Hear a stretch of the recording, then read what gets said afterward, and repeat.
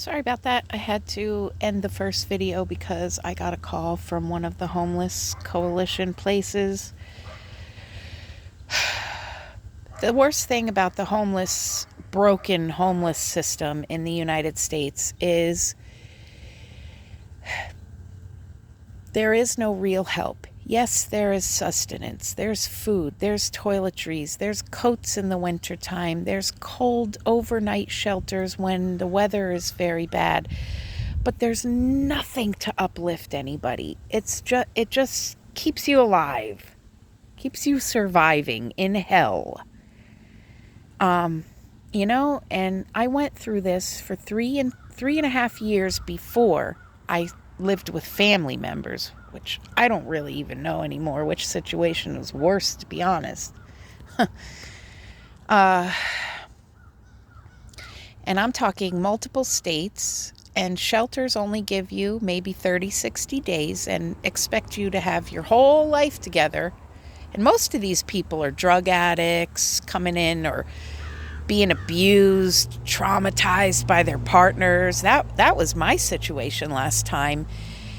You're not even okay with yourself, much less, I gotta go get a job and I gotta put my happy face on to deal with customers all day and show up at work at 6 a.m. even though I'm so traumatized and my body hurts and I just want to curl up in a ball every day, and I'm still grieving, but I gotta go be fake now and make money because I have to have my first month's rent, last month's rent, security deposit, and utility deposits within 30 days, which are now thousands of dollars.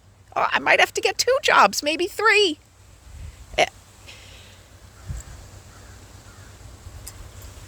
That's the reality of it. Oh, I just spilled coffee on my glasses. Lovely. So, then, you try to apply for things that can help you along the way, like food stamps so you can eat, maybe cash assistance if you're lucky. I don't qualify because I don't have minor children with me. So I did apply for food stamps, and I am expecting that phone interview. Then I will have to go to the food stamp office and use the very little gas that I have remaining in my car to pick up the food stamp card, or wait a week for it to be mailed here to my friend's house.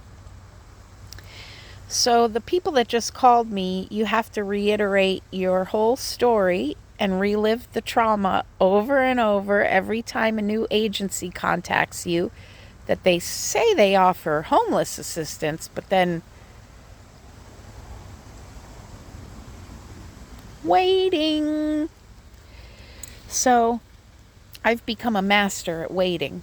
Let me tell you what, the waiting games in this homeless situation is unacceptable. Even when you call 211, which is the main thing you have to do when you're homeless, is the first thing you should do is call 211. They can give you referrals and resources to every agency that's in your area that could possibly help you. However, depending on the time of your call and depending what at-home agent feels like answering the phone from their remote job, I sat on the phone on hold on the street out in the rain at a gas station under the covering for 2 hours, and my phone died waiting on hold for 211. And a lady who worked in the gas station gave me a free coffee because she saw me out there the whole time.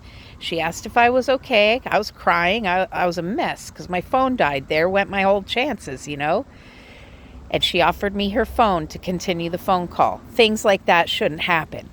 2 hours. It's unacceptable.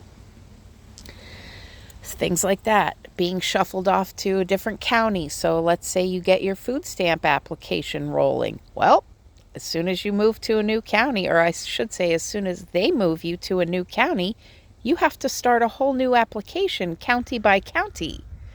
So it's like designed to be this perpetual rat wheel that you can't get off, and it's exhausting because all you're doing is surviving. You're in survival mode 24/7, fight or flight, parasympathetic is like adrenaline, stress, cortisol release, constant. And then on top of that, you're waiting, going, calling, standing, driving, writing, talking, and you're not getting any fruits of your labor back. So it wipes me out, and you're just spent every day. And then the fun part of being at the mercy of whatever your surroundings are. For me, I've got my car. That's my home right now. For me and my cat. It's not fun. It's not roomy. It's not spacious. And no, I do not have a 2-car garage or a boat dock. I have a PT Cruiser. I'm thankful for my friends here. I have a place to shower, a place to heat up food, a safe yard to park my car in. And my friend has gotten me a job, but I don't have a start date yet. I am chomping at the bit to start work right now because I hate being without an income. So this is my situation right now. I'm just sharing an update because we're alive and we're safe. I have attempted to be in the house, but their animals just relentlessly go after Luna, and she's so terrorized. It's just, I hate it for her. So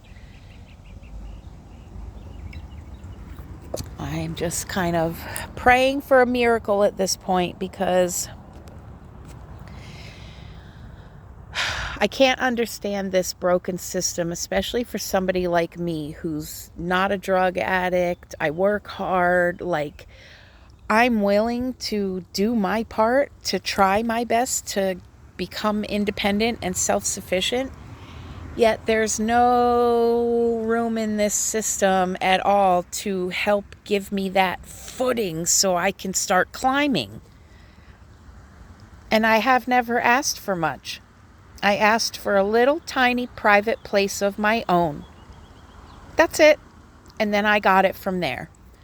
I know my ability to show up at work every day, and I know my ability to give 100% at work every day.